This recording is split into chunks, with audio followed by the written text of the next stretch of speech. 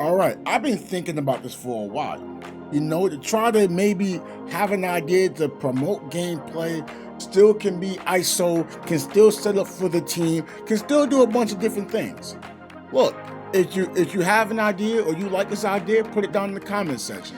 But what I don't want to do is have someone try to say, "Oh, let the developer just cook and come up with the idea." No. The whole point of us as a community, we should be creative and try to give devs ideas, and devs should be able to give us ideas and bounce ideas back and forth to the perfect game that players want to play and devs want to keep updating. That is what my goal is for this game and any other game I ever cover, right? So first off, when it comes to Gamebreakers, on NBA Street, they had a Gamebreaker 1 and a Gamebreaker 2. Instead, we're going to split them apart, right?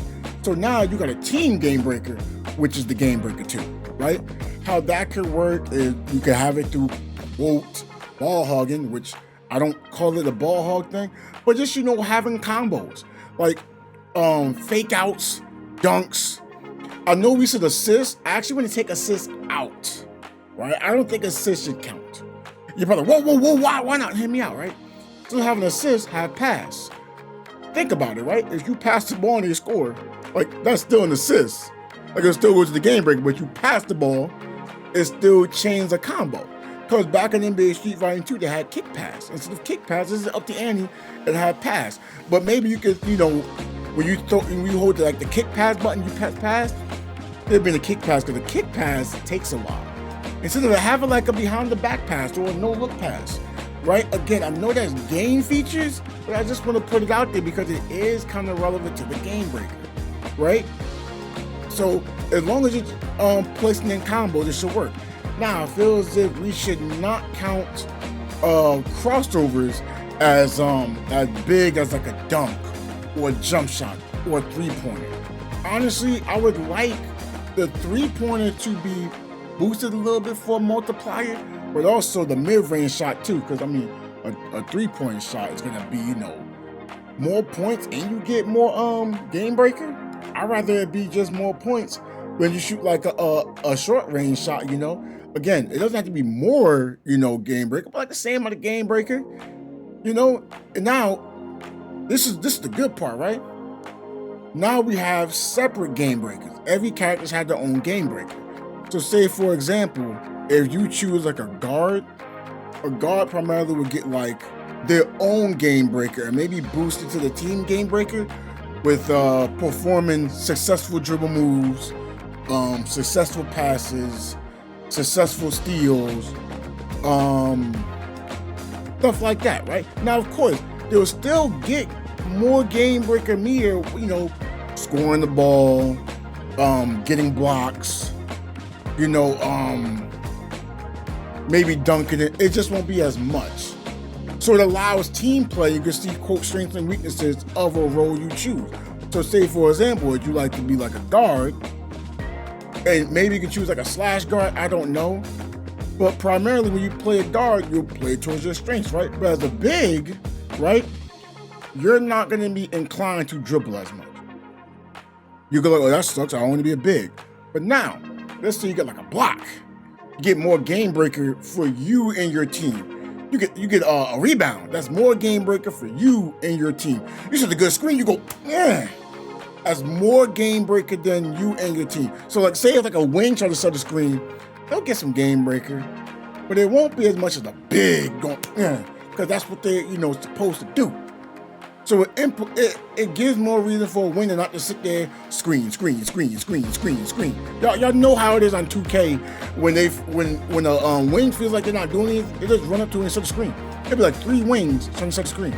Oh, you shouldn't use 2K as an example. Okay, let's not use 2K as an example. Let's use NBA Live. It'll be wings coming up setting you a screen. Oh, these are arcade games.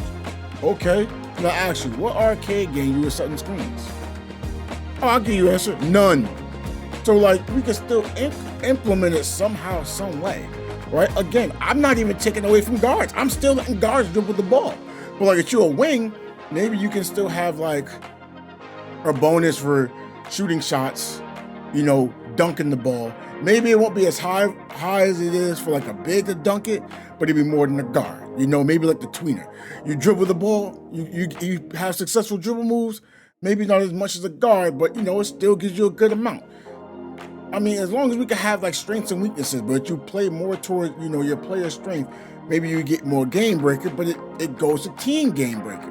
And maybe there's like certain things within the style of play that you can do that maybe will still give you game breaker, but maybe give your teammates more game breaker, like overall for that, you know, that game breaker too.